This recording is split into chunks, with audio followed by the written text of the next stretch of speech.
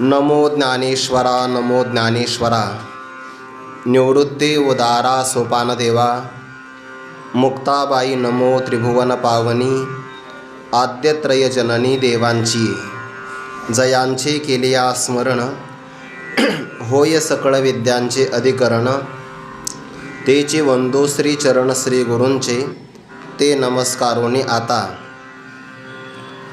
शुचो देशे प्रतिष्ठाप्य स्थिरमासनमात् मनः नात्युच्छ्रितं नाति नीचम शैलाजिनकुशोत्तरम तरी विशेषे आता बोलिजेल परिते अनुभवे उपेगा जाईल म्हणून तैसे एक लागेल स्थान पाहावे. कैवल्य साम्राज्य चक्रवर्ती विश्वमौली ज्ञानोबाराय सकल ब्रह्मनिष्ठ गुरुजनांच्या परमकृपेने श्री भगवती ज्ञानेश्वरीच्या 6व्या अध्यायाचा विचार आपण करत आहोत. या अध्यायामध्ये आतापर्यंत आपण भक्तराज अर्जुनाने भगवान परमात्म्याला स्पष्टपणाने प्रतिपादन केलं की प्रभो, आतापर्यंत आपण जी काही संतचिन्ह प्रतिपादन केली आहे या लक्षणांचा पूर्ण विचार जर केला तर मी निश्चित अपूर्ण आहे. परंतु आपण जर उपदेश केला, जर तुमचा उपदेश मला प्राप्त झाला किंवा आपण जर माझ्याकडं लक्ष दिलं तर ब्रह्मप्राप्ती मला व्हायला सुगमतेनं सहज शक्य होईल. कोणत्याही प्रकारची मला अडचण येणार नाही. आणि मग अर्जुनाच्या मनातला हा भाव जाणल्यानंतर भगवान परमात्म्याला प्रसन्नता प्राप्त झाली की ज्या अर्थी अर्जुनाला ब्रह्मत्वाचा डोहळा लागलेला आहे, याचा अर्थ अर्जुनाच्या बुद्धी नावाच्या उदरामध्ये वैराग्य नावाचा गर्भ आलेला आहे. जोपर्यंत अंतकरणामध्ये वैराग्य प्रगट होत नाही तोपर्यंत कोणत्याही साधकाला मला ब्रह्म प्राप्त व्हावं अशी अपेक्षा निर्माणच होऊ शकत नाही. कारण ब्रह्मप्राप्तीकरिता त्याग करावा लागतो.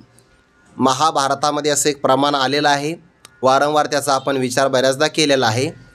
ज्या मनुष्याला एका कुटुंबाचं रक्षण करायचं असेल आणि एका कुटुंबाच्या रक्षणासाठी प्रसंगी एका व्यक्तीचा त्याग करावा लागत असेल तर एका संपूर्ण कुटुंबासाठी एका व्यक्तीचा निश्चित त्याग करावा.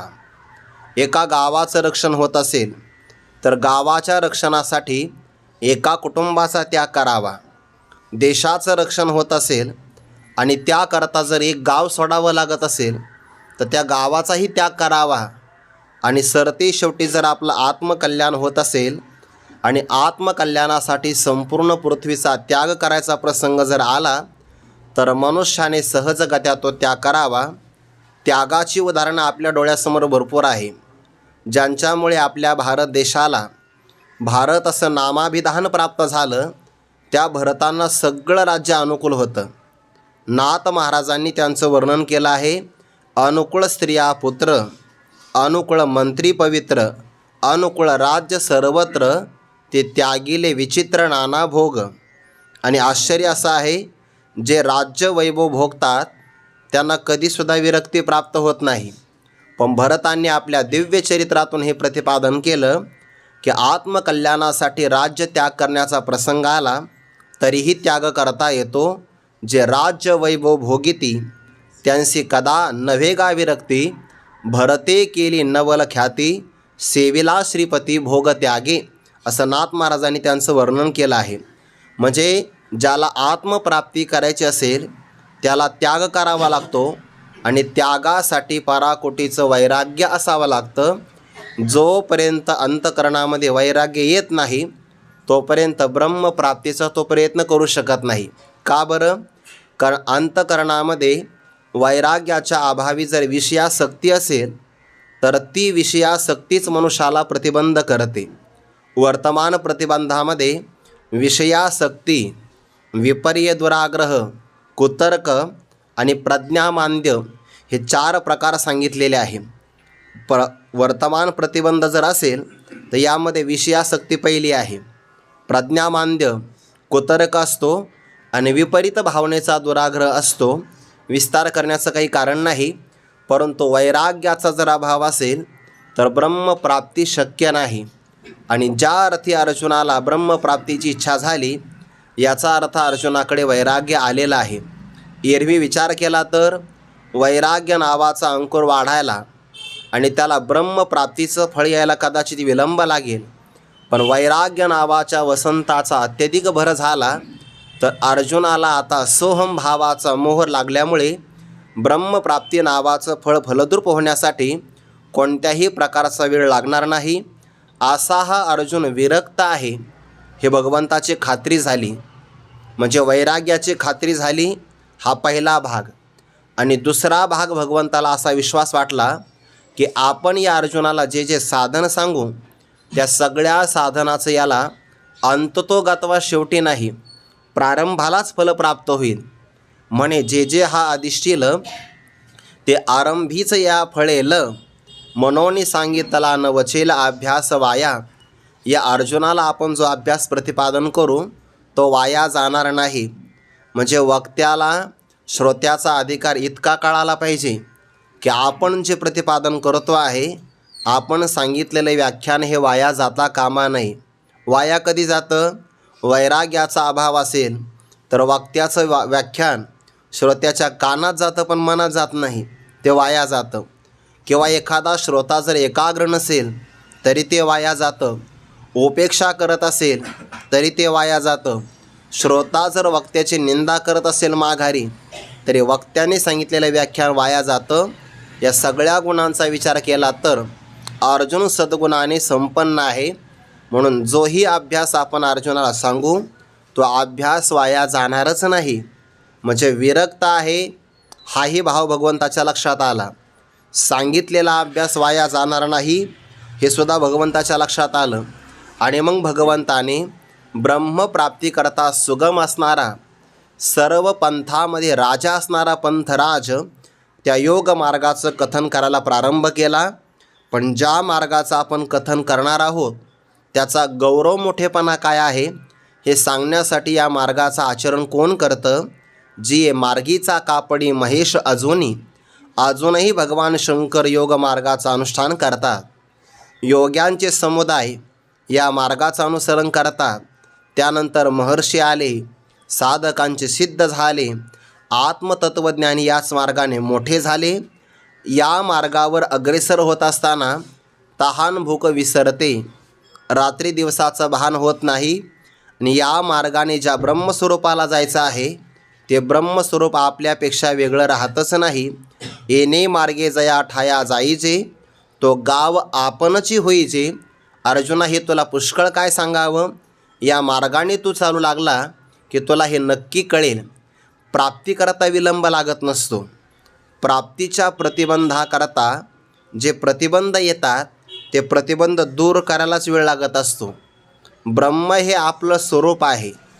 स्वरूपाच्या प्राप्तीकरता नाही वेळ लागत. त्या स्वरूपाच्या प्राप्तीला जे प्रतिबंध करतात ना ते घटकच दूर करण्यासाठी जास्त वेळ लागतो.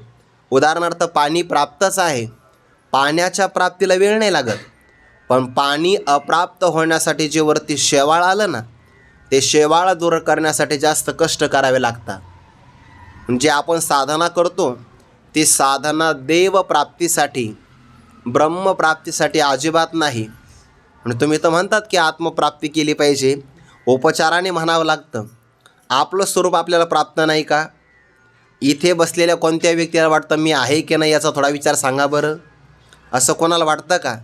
जर आपल्यापैकी एखादी व्यक्ती असं म्हणत असेल का हो मी इथे आहे की नाही, हा जर एखादा व्यक्ती झोपला तर तो म्हणू शकतो. पण जागा असणारा व्यक्ती आणि तो जर म्हणत असेल मी इथे आहे का नाही हे थोडं तपासून सांगा बरं. तर दुसरा व्यक्ती म्हणेल की याच्या डोक्यावर काहीतरी परिणाम झालेला आहे. मी आहे या बाबतीत आपल्या कोणालाही संशय नाही. म्हणजे आपलं अस्तित्व कायम आहे. त्या अस्तित्वाचं आपल्याला ज्ञानसुद्धा आहे. म्हणजे चित्स्वरूप आपण आहोत. आणि आपलं आपल्यावर पराकोटीचं प्रेम आहे. जिथे आनंदरूपता असते तिथेच पराकोटीचं प्रेम असतं. ज्या अर्थी आपलं आपल्यावर प्रेम आहे म्हणजे आपण आनंदरूप आहोत. आपल्या ज्ञानासाठी दुसऱ्याची गरज नाही, ज्ञानरूप आहोत. आणि आपण आहेच हे आपलं अस्तित्व आहे. सच्चिदानंद स्वरूपाने आपण कायमच आहोत. फक्त त्या प्राप्तीसाठी जो अविद्येच्या अज्ञानाचा प्रतिबंध आवरण रूपाने आहे तो दूर करण्यासाठी सगळे पराकाष्ठ प्रयत्न करावे लागतात. आणि त्या प्रयत्नामध्ये साधक थकण्याची शक्यता आहे. या सगळ्या विचाराचा जर आपण एक गोषवारा आपल्या समोर ठेवला ना, तर भगवंताच्या प्रतिपादनाची पद्धती अशी आहे, साधकाला अगोदर ब्रह्मवेत्याचं लक्षण सांगावं.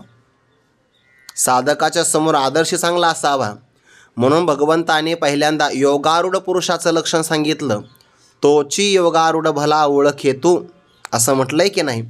असतेने देही ए तुला, जो चेतूची दिशे निदला, तोची योगारूढ भला ओळख तू. असं योगारूढ पुरुषाचं पहिल्यांदा लक्षण सांगावं, म्हणजे साधकाच्या समोर आदर्श पहिल्यांदा सांगावा.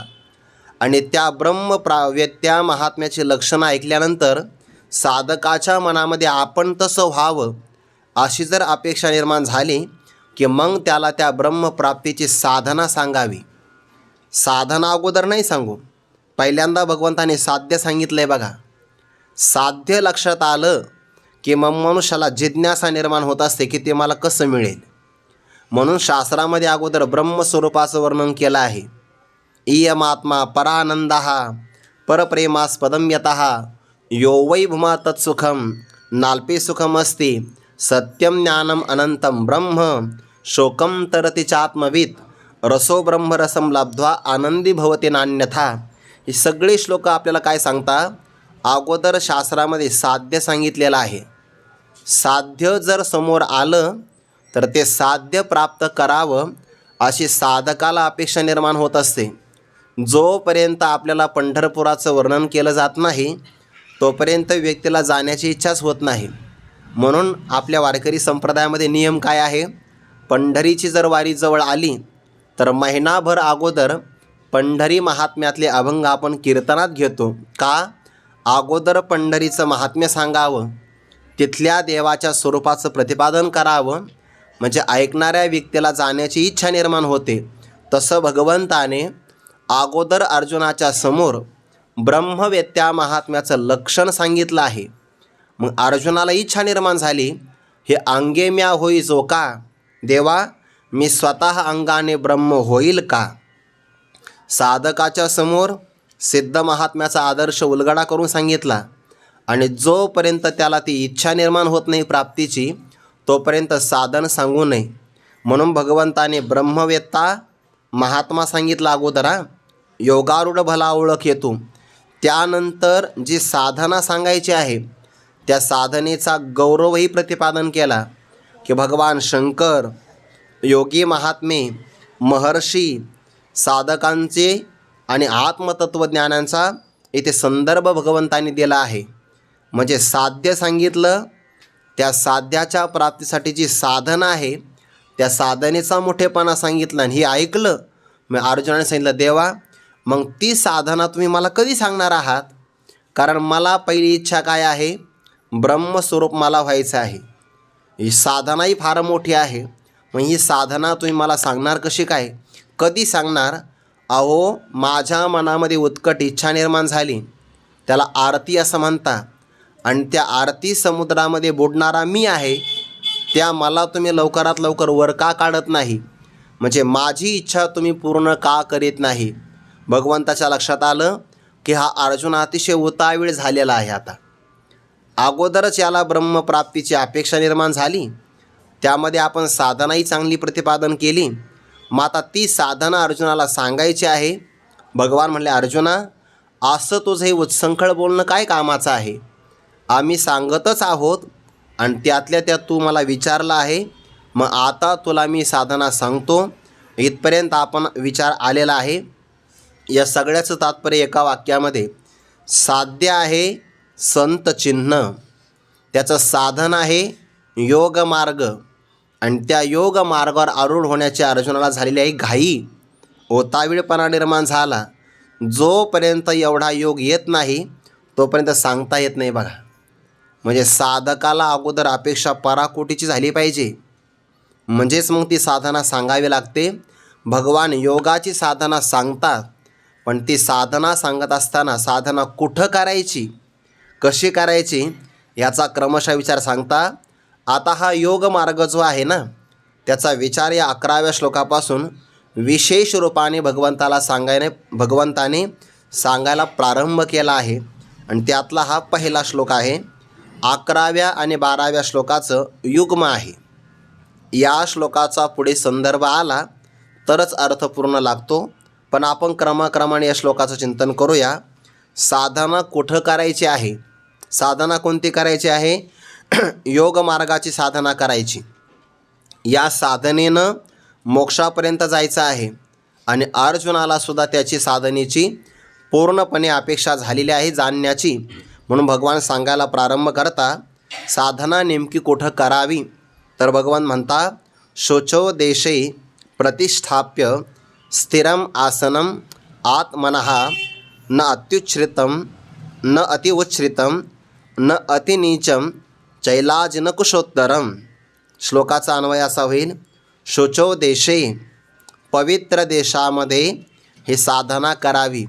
याचा अर्थ असा होतो अपवित्र देशामध्ये साधना होणार नाही. देश हा पवित्र असावा लागतो. शोचो देशे, त्या देशामध्ये आसन कोणतं असावं?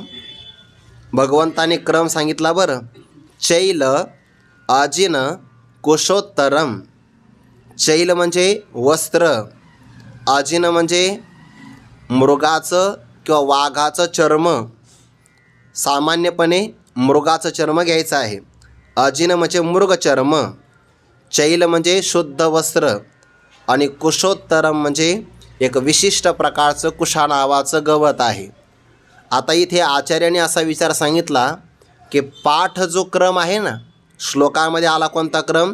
चैल अजिन कुशोत्तरम. याच्या विपरीत क्रम घ्यायचा. म्हणजे पहिल्यांदा जमिनीवर कुशा दर्भासन आथरायचं. त्याच्यानंतर अजिनम म्हणजे कोण घ्यायचं आहे? अजिन म्हणत असताना मृगचर्म घ्यायचं आहे आणि त्याच्यावरती वस्त्र घ्यायचं आहे. ज्ञानोबाऱ्यांचा क्रम वेगळा आहे बरं. वरी चौखट मृगसेवडी, माझी धुतवस्त्रांची घडी, तळवोटी आमोडी कुशांकुर. म्हणजे सर्वात खाली अंकुराचं आसन असावं. अंकुर म्हणजे दर्भासन. तर या बाबतीमध्ये आचार्य आणि ज्ञानोबाऱ्यांचं दोघांचं समान आहे. पण मृगचर्म आणि वस्त्र याच्यामध्ये ज्ञानोबाऱ्यांचा क्रम थोडासा वेगळा आहे आणि आचार्यांचा क्रम थोडासा वेगळा आहे. तर पाठक्रमात विपरीत क्रम घेतलेला आहे. म्हणजे सगळ्यात खाली अगोदर श्लोकातच बघू आपण, जेव्हा ज्ञानोबाऱ्यांची ओवी होती तेव्हा बघू ती ओवी. पहिल्यांदा दर्भासन असावं, त्याच्यानंतर मृगचर्म असावं आणि त्याच्याही वरती वस्त्र असावं. पवित्र देशामध्ये हे 3 प्रकारचं आसन स्थापन करावं. पण ज्या भूमीमध्ये आपण बसणार आहोत ती भूमी कशी असावी? समतल असावी. न अतिउच्छ्रितम, अत्यंत उंच भागामध्ये ते आसन नसावं. स्थिरम सुखम आसनम अशी आसनाची व्याख्या केली आहे. ज्या शरीराच्या रचनेमध्ये बैठकीमध्ये एक आपण बैठक बसलो की 3 तासापर्यंत आपली बैठक मोडणार नाही, तेव्हा त्याला म्हणतात आसन सिद्ध झालं. मग आपण सहजासनामध्ये बसा, पद्मासनामध्ये बसा किंवा आणखीन जी आसन आपल्याला आवडतं, तर एकदा त्या आसनामध्ये बसलो आपण की कमीत कमी 3 तास आसन मोडता कामा नये. तेव्हा ते आसन सिद्ध झालं असा त्याचा अर्थ होतो ना. यम नियम त्याच्यानंतर आसन आलेलं आहे. आसन, ते आसन कुठं करायचं आहे? चैल अजिन कुशोत्तरम, उंचही जमीन नसावी आणि न अतिनीचम, अत्यंत खोल भागातली सुद्धा जमीन नसावी. पुन्हा आसन कसं असावं? स्थिरम, स्थिर असावं. आत्मनः आसनम प्रतिष्ठाप्य, आत्मनः म्हणजे स्वतःचं, ते स्वतःचं आसन स्थिर करून प्रतिष्ठापना करून. श्लोकाचा अर्थ असाच आहे. अर्धा अर्थ इथं पूर्ण होतो. पुढच्या श्लोकाचा अन्वय घेतला म्हणजे पवित्र देशामध्ये जाऊन अगोदर दर्भासन अंथरावं, त्यावर मृगचर्म, त्यावर वस्त्राची घडी, जमीन अतिशय उंच नसावी, अत्यंत खोल भागातली नसावी, स्वतःचं स्थिर आसन त्या ठिकाणी प्रतिष्ठित करून मग काय करावं? पुढचा श्लोक सांगतो. तत्र एकाग्रम मन कृत्वा, तिथे गेल्यानंतर आपलं मन एकाग्र करून असा पुढे संदर्भ लागतो. आता यातलं एक एक पद महत्त्वाचं आहे. देश कोणता सांगितला आहे? देश सांगितला आहे पवित्र देश. पवित्र देशामध्ये साधना करावी सगळ्यात महत्त्वाचा भाग आहे. आपण राहतो कुठं याला सर्वात जास्त महत्त्व आहे. बऱ्याचदा आपल्याला काही लोकांची घरं ही आकृष्ट करतात ना. बऱ्याचदा आपण चांगल्या प्रकारे तिथला जर आपण आकर्षक भाग पाहिला, सजावट पाहिली, तर आपल्याला असं वाटतं की त्या स्थानामध्ये निवास करावा. पण ज्या ठिकाणी ते घर बांधलेलं आहे ती जमीन स्वभावतः पवित्र आहे की नाही हे पाहिलं पाहिजे. जमिनीमध्ये दोष नसतो, पण मानवाच्या संस्काराने किंवा संसर्गाने दोष जमिनीमध्ये निर्माण होतात. देश पवित्र असतात दोन कारणाने. देश म्हणजे जमीन, ते स्वभावतः काही जमीन पवित्र आहे आणि काही भूमी मात्र संस्कारतः पवित्र आहे. स्वभावतः पवित्र म्हणजे येणार आहे ते पुढे वर्णन. आळंदी ही स्वभावतः पवित्र आहे. ज्या ज्या ठिकाणी संत वास्तव्याला राहतात ते ठिकाण स्वभावतः पवित्र आहे. कुरुक्षेत्र, काशी म्हणजेच वाराणसी, आळंदी, पैठण, सगळी जी काही आपल्या ध्यानामध्ये असतील ती सगळी तीर्थक्षेत्र ही स्वभावतः पवित्र आहे. पण एखाद्या भूमीमध्ये जर स्वभावतः पावित्र्य नसेल आणि ती भूमी सामान्य जर असेल तर संस्कारतः तिला पवित्र करता येतं. ज्या जमिनीमध्ये मृग चालतात ना, मृग म्हणजे हरणं, काळवीट वगैरे संचार करतात, ती जमीनही पवित्र मानलेली बरं. जेथे गायी चरण्याकरता जातात ती भूमीसुद्धा पवित्र सांगितलेली आहे. म्हणून आपल्याकडे प्राचीन काळामध्ये प्रत्येक गावामध्ये गायी चारण्यासाठी विशिष्ट जमीन असायची. त्याला गायरान असं म्हटलं जायचं. गायींकरता राखीव ठेवलेलं रान म्हणून त्याला म्हणतात गायरान. गोशाळा ही साधनेकरता अत्यंत पवित्र आहे. एखाद्या नदीचा काठ, किनारा हा साधनेसाठी अत्यंत पवित्र आहे. असं म्हटलं जातं की जर आपल्याला तप करायचं असेल तर ते नर्मदा मैयाच्या किनारी केलं पाहिजे आणि ज्ञान साधना जर करायची असेल तर ती गंगा मातेच्या किनाऱ्यावर केली पाहिजे. ज्ञानोबांनी सुद्धा म्हटले, तीर्थे धवते तटे तपोवने चोखटे आवडती कपाटे वसवू जया जळाशय परिसरे आदिष्टी जो आदरे नगरा नये शैलकक्षांची कुहरे. अशी साधनं सांगितली आहे. ज्या जमिनीला आपल्याला पवित्र करायचं असेल, सामान्य जमीन असेल, जर तिथं यज्ञ झाला तर ती जमीन पवित्र होते. गायीचा संचार झाला जमीन पवित्र होते. गोमूत्र किंवा गायीच्या शेणाने जमीन सारवली तर तीही पवित्र होते. प्राचीन काळातलं ते विज्ञान आहे. शेणाने जमीन सारवली जायची की नाही, त्यामुळे आणि पायाचा स्पर्श झाला की शरीरामध्ये काही घटक वाढले जायचे. हल्लीच्या काळामध्ये फरशी आलेली आहे तर त्यामुळे शरीरामध्ये रोगांची संख्या वाढली. जुन्या काळामध्ये गाईच्या शेणाने जमीन सारवली जायची तर आपोआप जमिनीमध्ये काही ना काही शक्तीचा संचार आपल्या शरीरामध्ये व्हायचा. पवित्र असते. जिथे अखंड हरिनाम सप्ताह झाला, अनुष्ठान झालं, नाममंत्रांची आवृत्ती झाली. गुरुवारी डॉक्टर बाबा सांगत असतात, एखाद्याने जर नवीन घर घेतलं तर बाबा म्हणतात त्या घरामध्ये आपल्या वारकऱ्यांचे टाळ वाजले पाहिजे, पहिल्यांदा भजन झालं पाहिजे. आता लोक घरं घेतात आणि तिथं गाणे वाजवतात. संस्कार काय? कसं काय पवित्र होईल ते घर? त्या घरामध्ये टाळ वाजले पाहिजे, हरिपाठ झाला पाहिजे. संस्कारतः ती जमीन पवित्र होते. स्वभावतः जर देश पवित्र असेल तर साधनेला ऊर्जा मिळते.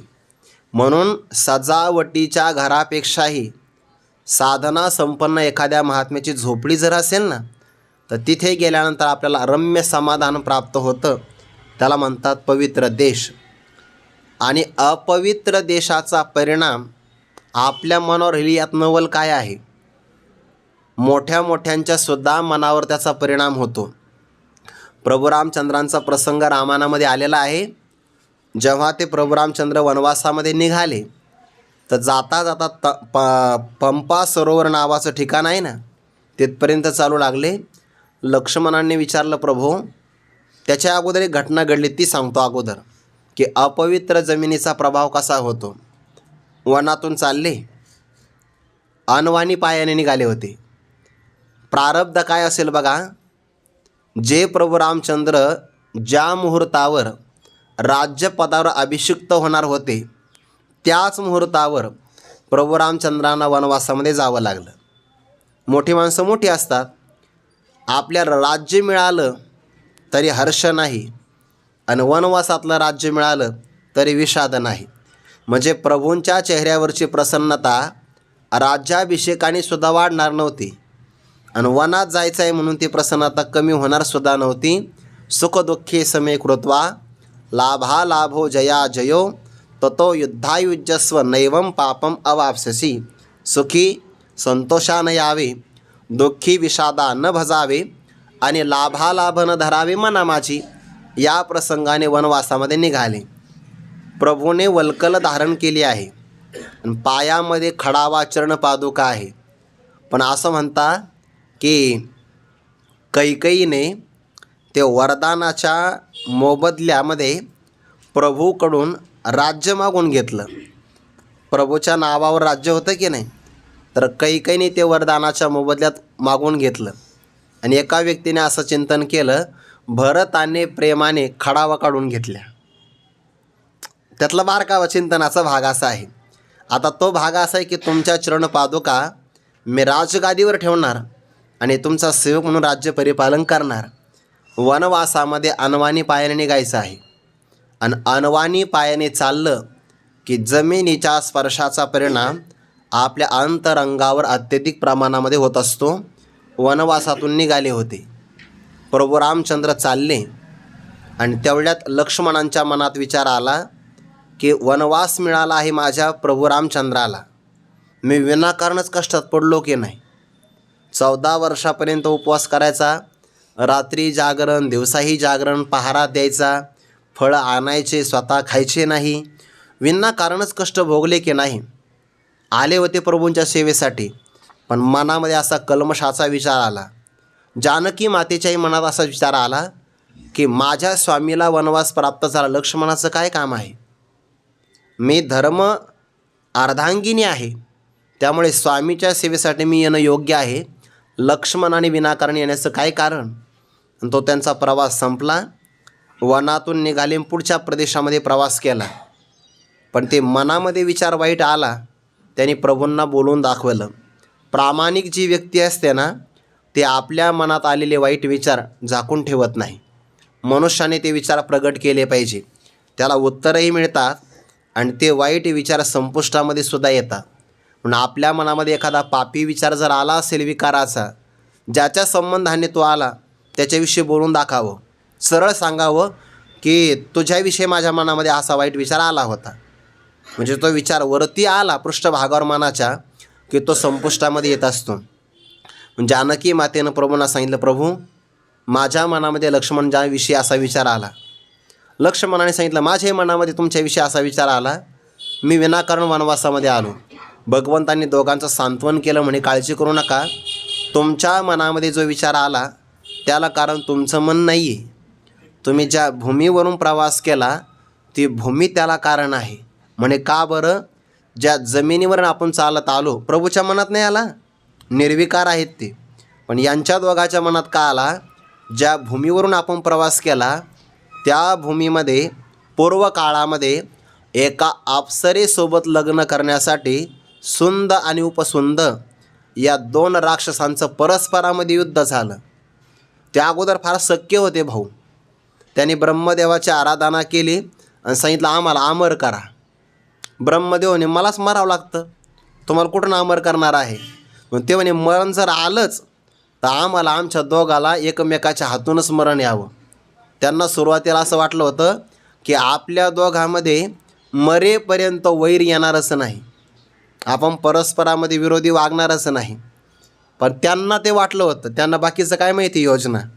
आणि मग स्वर्गातली अप्सरा आली, ते दोघंही सौंदर्यावर भाळले, मोहित झाले. आणि मग विचार केला गाव कोणतं, कुठून आलात, कुठं चाललात.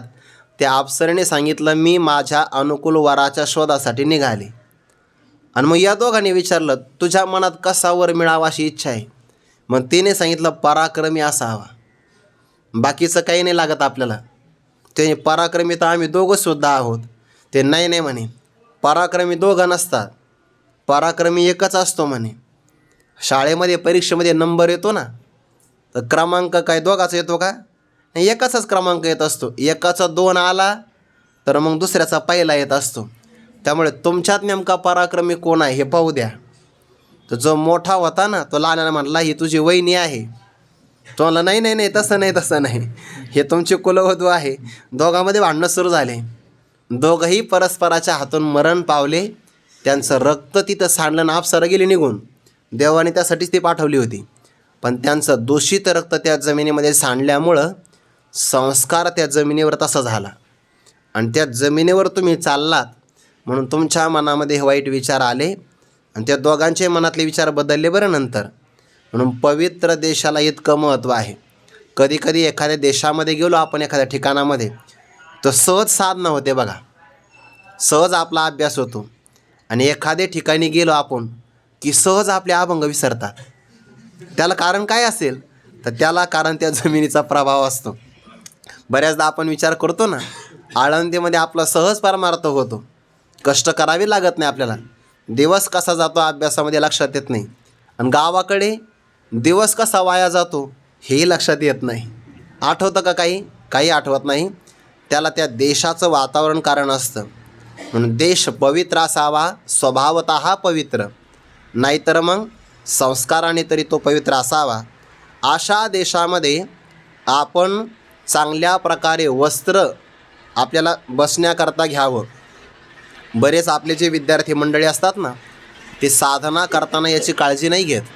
खरं तर देवपूजेसाठी आसन असावं, भोजनासाठी आसन असावं, अनुष्ठानासाठी सुद्धा आसन असावं.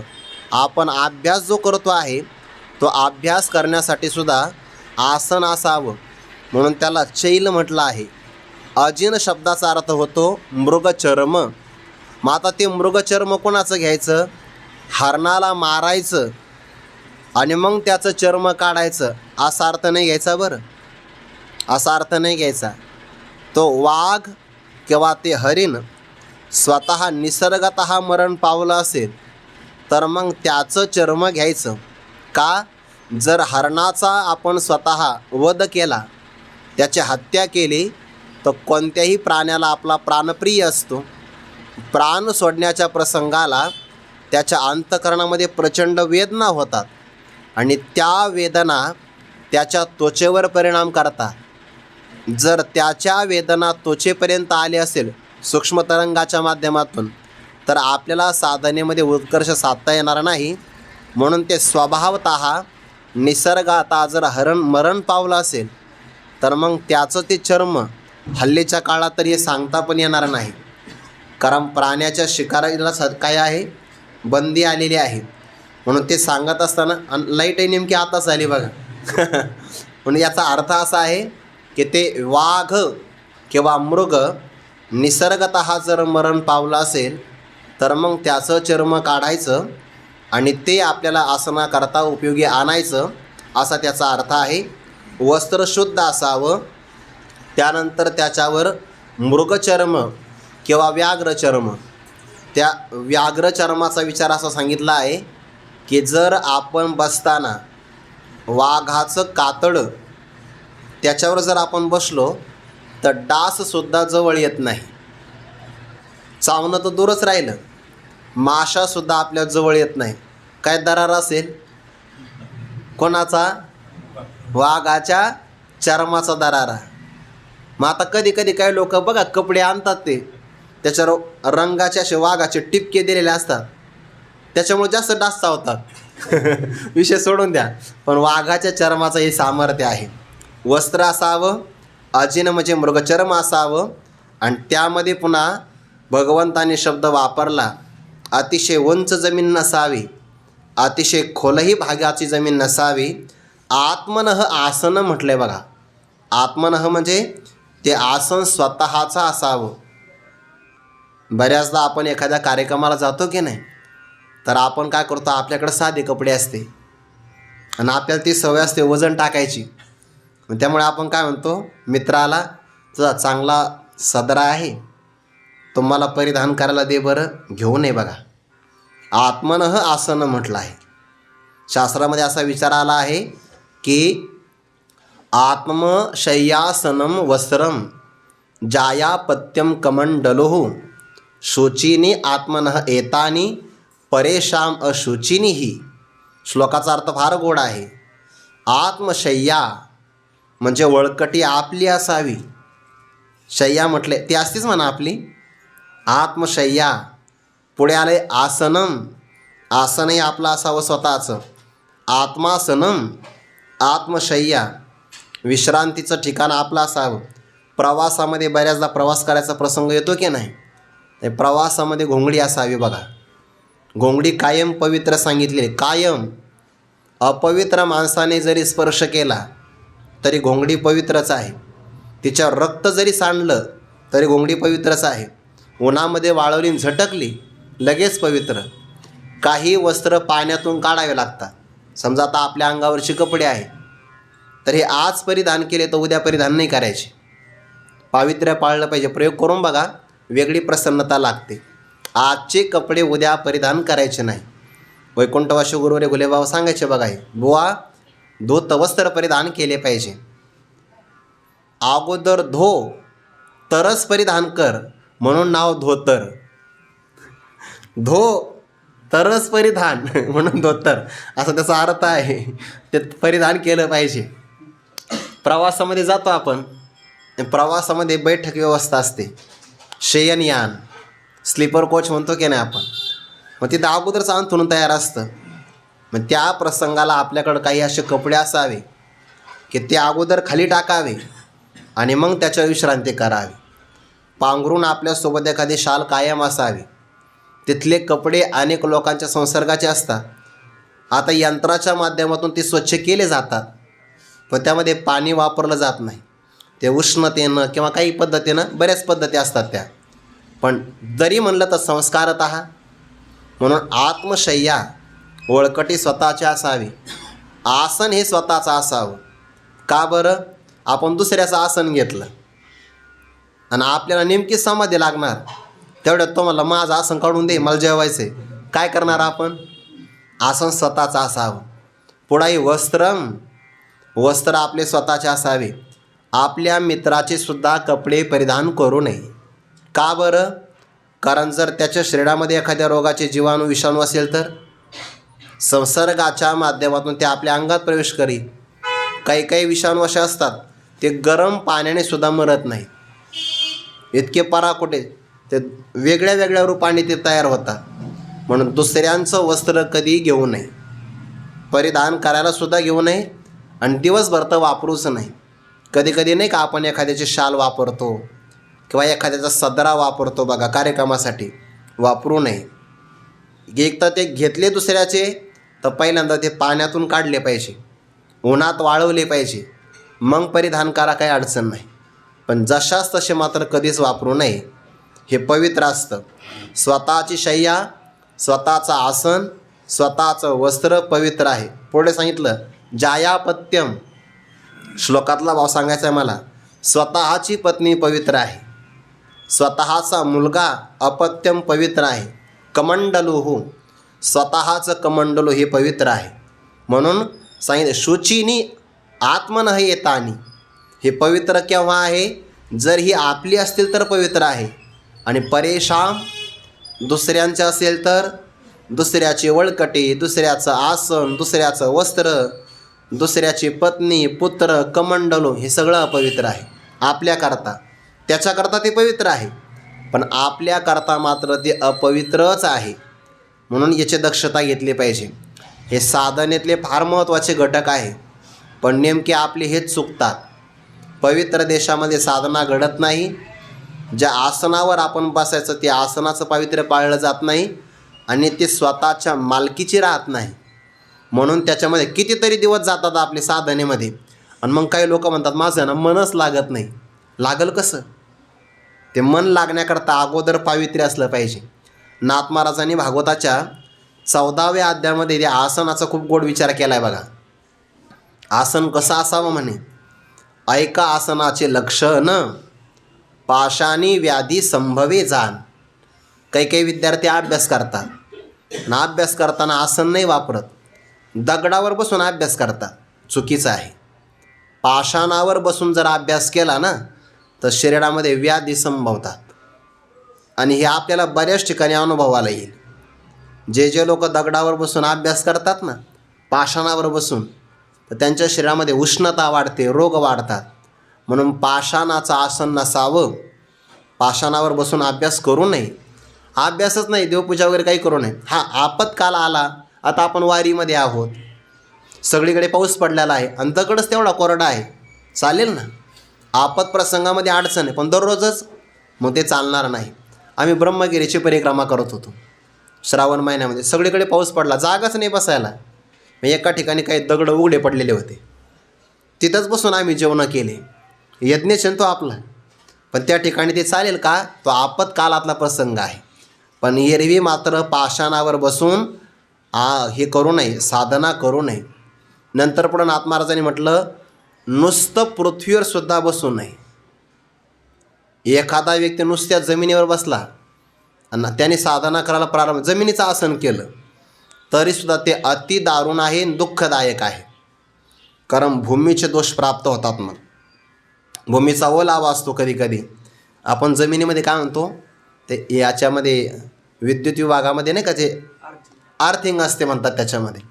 म्हणून ते काम करताना पायात चप्पल घालतात असं म्हणतात. सरळ सरळ जरी आपण त्या करंटला हात लावला आणि जर अर्थिंग नाही पोचले तर धक्का नाही लागत, फेकून दिला जातो म्हणतात. करू नका, हे फक्त ऐका. नाही तर म्हणजे मग पाठ हातच आलं होतं आणि मग तू का म्हणे चाखोणी सांगे मजा अनुभव, असे काही नाही. अनुभव घ्यायचे रस्तात. ते अग्नीमध्ये उडी घालून किती चटका आहे पाहायचं नसतो. विष कसं मारतं हे पाहायचं नसतं, हे फक्त ऐकायचं आहे. तर त्याला ते जमिनीतून लागते ना काही ऊर्जा. पायामध्ये चप्पल पादत्राणी असेल तर लागत नाही. याचा अर्थ काय? भूमीतला ओलावा लागतो. नुसत्या जमिनीवर सुद्धा बसायचं नाही. जेवताना सुद्धा आसनाशिवाय बसू नये. नुसत्या जमिनीवर बसू नये. बघा, म्हणजे दगडावरही बसू नये, नुसत्या जमिनीवर बसू नये. एखाद्याने लाकडाचं आसन केलं, आपण कधी कधी पाट वापरतो ना, पाट, ते लाकडाचंच आसन आहे ना, पण त्याच्यावर सुद्धा बसू नये. त्याच्यावर काहीतरी वस्त्र असावं. म्हण का? लाकडावर जर बसला तर ते लाकडावर बसल्यानंतर मनुष्याचं मन आहे ना, दारुकासन म्हणतात त्याला. दारुकासने निर्दय मन, काष्टा ऐसे होय जाण. ते लाकूड ज्याप्रमाणे कोरडं राहतं, कोरडं, तसं आपलंसुद्धा मन निर्दयी होऊन जातं. नुसत्या लाकडाच्या आसनावरही बसू नये. बरं, कधी कधी विचित्र अंकुराचे आसन असतात, त्याच्यामध्ये वेगवेगळ्या प्रकारचे गवत वापरले जातात, त्याच्यावरही बसू नये. का? मुळामध्ये अंकुरच चित्र विचित्र आहे. त्याच्यावर बसल्यानंतर मनामध्ये विकल्प गहन येतात, त्याच्यावरही बसू नये. एखादा व्यक्ती झाडावर जाऊन बसला, फांदीवर, म्हणजे लाकडावर तर नाही बसायचं, वाळलेलं आहे, ओल्या फांदीवर जाऊन बसू. अरे फांदी हलती आहे वाऱ्याने, त्याच्यामुळं हलणाऱ्या फांदीवर जर बसला तर सदा मन डोलायमान होतं. म्हणून फांदीवर, अंकुरावर किंवा पल्लवावर सुद्धा बसू नये.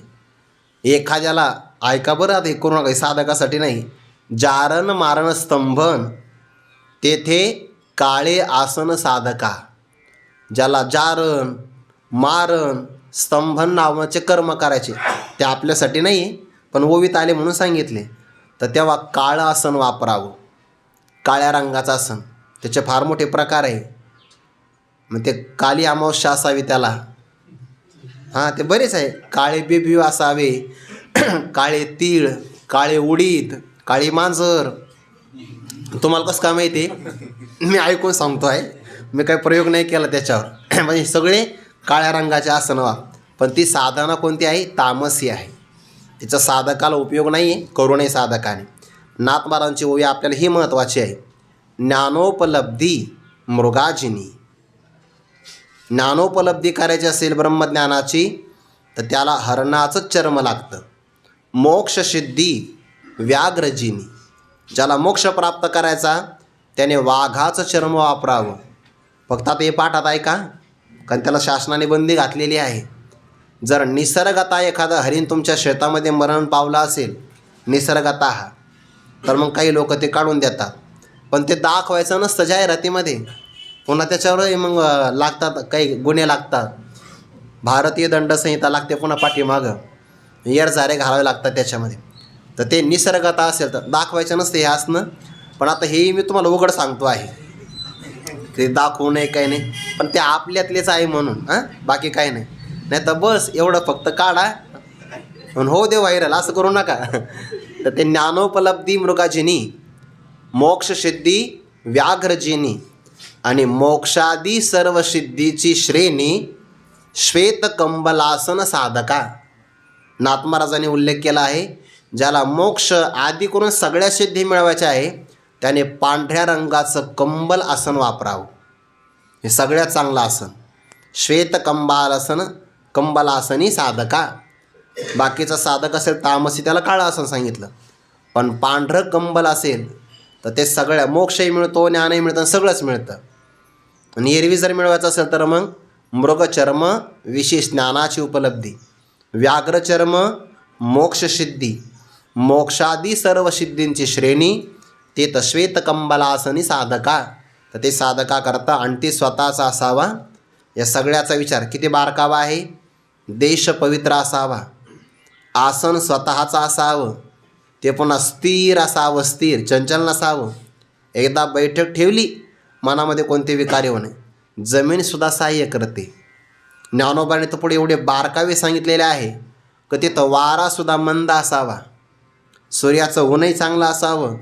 जे श्लोकात नाही आलं ना त्याच्यापेक्षा कितीतरी बारीक बारीक गोष्टी ज्ञानोबाने पुढे सांगितलेल्या आहे आणि त्या गोष्टी आपल्या सगळ्याला पाहायच्या आहे. म्हणून देश पवित्र, आळंदीसारखा देश किती पवित्र आहे. म्हणून इथे कितीही प्रतिकूलता जरी आली, कधी कधी आपण म्हणतो की नाही आता आळंदी पहिल्यासारखी नाही राहिली. खरं असं आहे, बाह्य दृष्टिकोनातून जर पाहिलं तर आपल्याला हे दिसेल, पण मंदिरात जर आपण आलो ना तर मंदिरामध्ये आजही सत्ययुगच आहे. ज्ञानोबाऱ्यांच्यासारखी ऊर्जा जगात कुठे मिळणार आहे. इथे सगळं सिद्ध होतं, सगळं, कारण ज्ञानोबारे सिद्ध आहे ना. तुकोबाऱ्यांचं प्रमाण काय, महाराज तुम्ही सिद्ध. सगळ्या प्रकारचे सिद्धांचे स्वामी आहेत. जेथे चांगदेव महाराजांसारख्या महापुरुषांनी ज्ञानोबाऱ्यांना दंडवत घालावा. किती मोठा अधिकार आहे ज्ञानोबाऱ्यांचा. गुरुवारी मारुतीबाबू उदाहरण सांगतात बघा. त्या आळंदीचं वैभव सांगत असताना भगवान शंकर एकदा म्हणे आकाशमार्गे चालले आणि आळंदीच्या या वायुमंडलातून चालले तर नंदी महाराजाला सांगितलं इथे थांबा.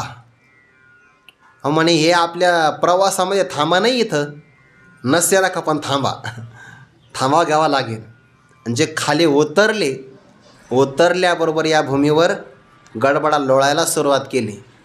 गुरुवारी मारुती बाबा सांगतात, म्हणजे पार्वती मातेनं सांगितलं आणि कपाळा हात लावला, बाई म्हणे अहो यजमान जर वेगळं वागू लागला तर यजमानाला नाही, उत्तर त्या महिलेला द्यावं लागतं. याच्यामुळं तुम्हाला भोळा शंकर म्हणतात म्हणे. खरं आहे, व्यवहारात असंच आहे. एखाद्या स्त्रीचा पती जर वेगळा वागू लागला तर त्या स्त्रीला समाजामध्ये जावंसं वाटत नाही. तुम्ही आता या जमिनीवर गडबडा लोळता, आमचं काहीतरी समाजामध्ये वजन आहे, आम्हाला असं ताट मानेनं फिरता येत नाही ना. मग समाजामध्ये लोक काय म्हणतात, तुझं नको सांगू, माहीत तुझा नवरा कसा वागतो म्हणे आम्हाला, असंही म्हणे.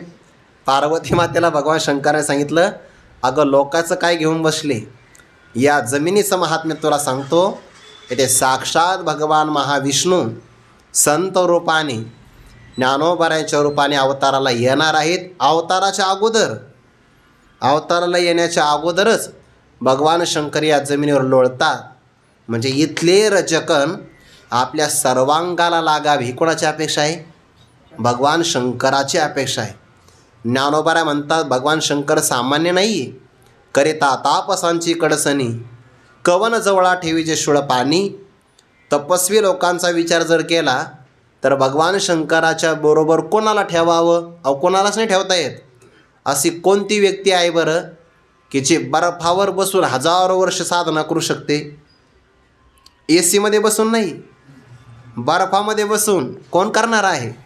आणि गजचर्म व्याघ्रांबर आहे, भूते वेताळे नाचती, काही मोठं तप असेल. असे तपस्वी असणारे भगवान शंकर या भूमीचे रचकना आपल्याला लागावे म्हणून या जमिनीवर लोळतात. म्हणून गुरुवारी राऊत बाबा, मला वाटतं वैकुंठवासी गुरुनाम गुरु भाऊसाहेब महाराजांचं वाक्य सांगायचे, घुलेबाबा पण हे वाक्य सांगायचे, इंद्रायणीतल्या पात्रातला गाळ प्रसंगी खावा पण आळंदी सोडू नये. आता तर पाणीच एवढं भयंकर झालेलं आहे इंद्रायणीचं, म्हणून हे वाक्य त्या काळातले बरं. आताच्या काळातलं हे वाक्य म्हणतात नुसतं इंद्रायणीच्या काठावून जरी चाललं तर विषारी पदार्थांचा वास येतो आहे. आता बाकीचे लोक सगळे फोटो वगैरे काढतात, पण का त्याच्यासाठी कोणी आंदोलन करत नाही, हाही भाग खूप महत्त्वाचा आहे. इंद्रायणीला आपण अमृतवाहिनी म्हणतो आहे. बाकीचे फंक्शन करण्यापेक्षा खरं तर इंद्रायणीच्या शुद्धीकरणासाठी एक जनचळवळ आंदोलन उभा राहिलं पाहिजे. शुचो देशे, पवित्र देश असावा. आळंदीसारखा कोणता पवित्र देश आहे? म्हणून बाहेरची प्रतिकूलता किती जरी आली तर ज्ञानोबराईंकडे बघून आळंदीला कधीही त्यागू नये. हा पवित्र देश आहे. स्थिर स्वतःचं आसन असावं, जे समभाग देशामध्ये अतिशय उंच नाही, अतिशय नीच नाही, आणि क्रमाक्रमाने दर्भ, अजिन आणि वस्त्र त्यावर आपण प्रतिष्ठापना करून मग पुढे काय करावं पुढच्या श्लोकामध्ये सांगणार आहे. यावरचं आणखीन काही चिंतन आपण उद्या पाहू.